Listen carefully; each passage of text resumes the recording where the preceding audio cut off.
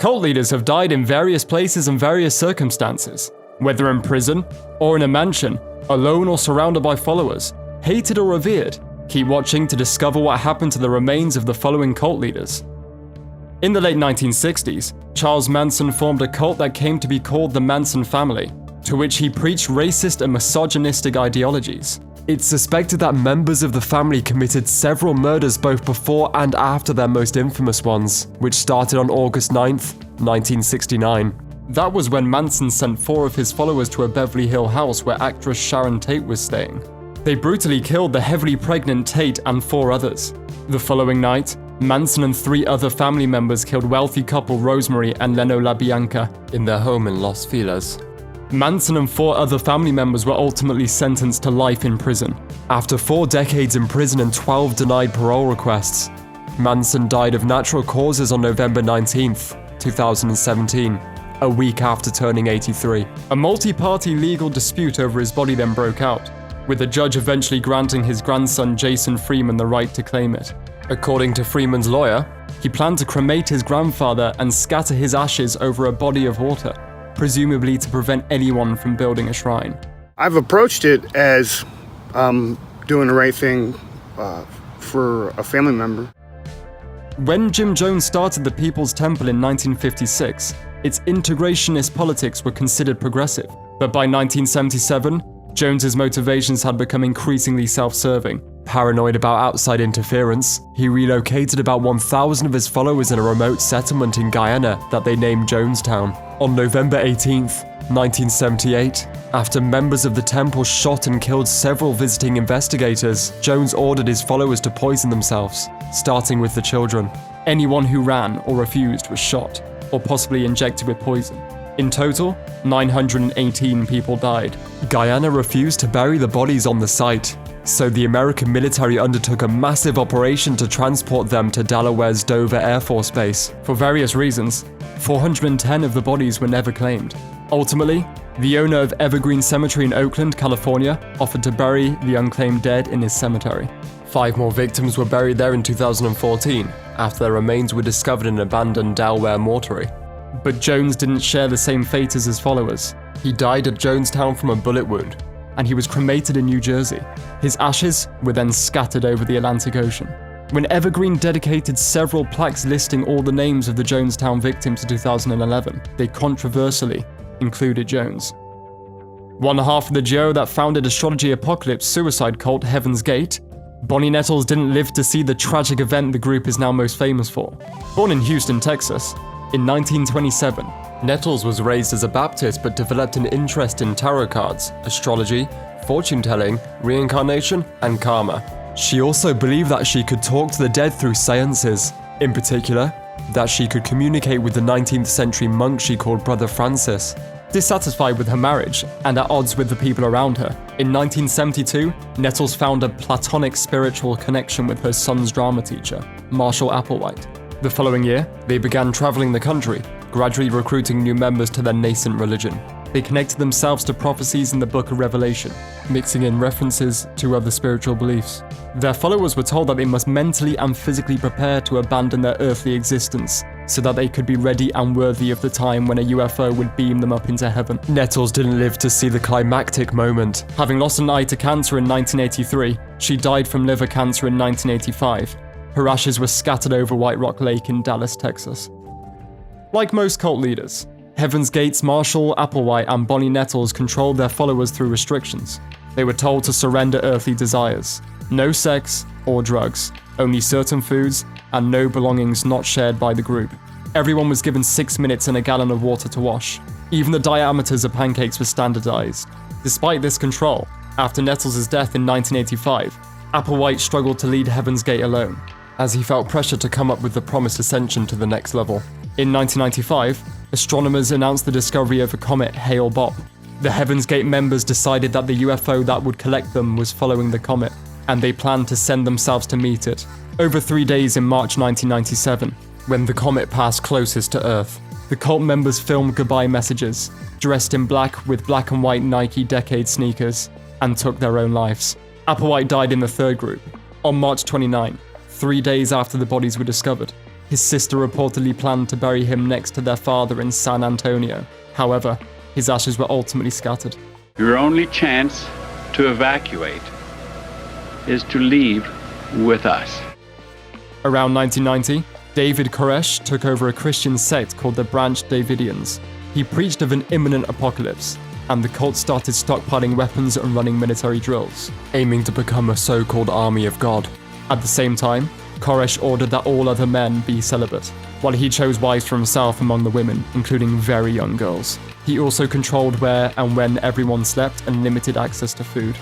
On February 28, 1993, the Federal Bureau of Alcohol, Tobacco and Firearms conducted a disastrous raid on the Davidians' compound outside of Waco, Texas. 6 cult members and 4 officers were killed. On April 19, a fire that apparently started from the inside destroyed the compound.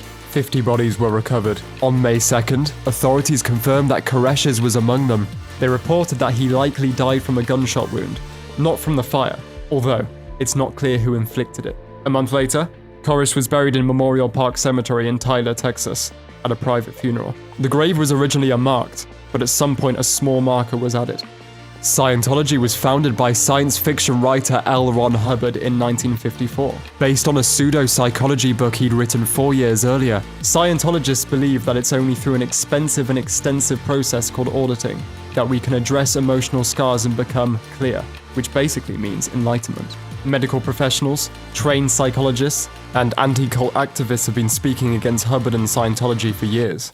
In the 60s, Scientology was banned in Australia after an investigation deemed it a threat to the community. Former members have since accused the organization of forced labor, child abuse, and human trafficking, among other things. In 1966, to avoid these legal threats, Hubbard moved his operations to a boat. After 1980, he disappeared from the public eye. On January 24, 1986, representatives of the organization reported his death to authorities in San Luis Obispo, County, California. According to his Scientologist doctor, he died from a stroke. He had left a request that his body not be autopsied. So despite the mysterious circumstances, the coroner wasn't able to do a thorough assessment of the body. A spokesman for Scientology claimed that Hubbard's ashes were scattered at sea. The story of Bhagwan Shree Rajneesh and his meditation cult spans the globe. But for Rajneesh, it started and ended in the commune in Pune, India, where he first built a following. He founded his religion in 1970, attracting followers with meditations that involved screaming, laughing hysterically, dancing, fighting, and orgies. The Indian authorities weren't overjoyed by the sudden influx of promiscuous, red-robed foreigners that Rajneesh attracted. In 1981, looking to expand but blocked from doing so in India, Rajneesh and 2,000 of his followers moved to Antelope, Oregon, which had a population of just 40. Antelope locals were even less keen on the Rajneeshes than the Indian authorities, especially once they'd built an enormous compound and started carrying out military drills. There was also evidence that Rajneesh's second-in-command, Ma'anan Sheela, organized a mass poisoning and lured hundreds of homeless people to the town to help the cult win an election. In 1985, the United States government deported Rajneesh over an immigration fraud scheme. Because I'm absolutely innocent. I have not done any crime. Rajneesh returned to Pune, where he revived the original commune. He died in 1990 at the age of 58, and he was cremated by his followers on a funeral pyre. His ashes are kept at the commune, underneath a marble plaque that reads, "Never born, never died, only visited this planet Earth." The Unification Church sees itself as a Christian sect, but it rejects a pretty important aspect of Christianity.